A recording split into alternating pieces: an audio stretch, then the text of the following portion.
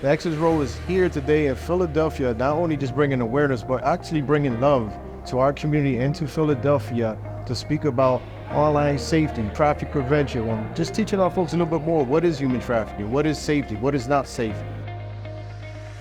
This is Edwin Desimore from the Lighthouse. I am here with Laura Parker, who is the CEO of the Exodus role. We're sharing our Influence program, which is all about how do we as families keep our kids safe from online exploitation? What are the tools we need to use to protect ourselves? It has been so much fun to go around today and learn about the Lighthouse's programming all throughout North Philly, and it's just incredible work.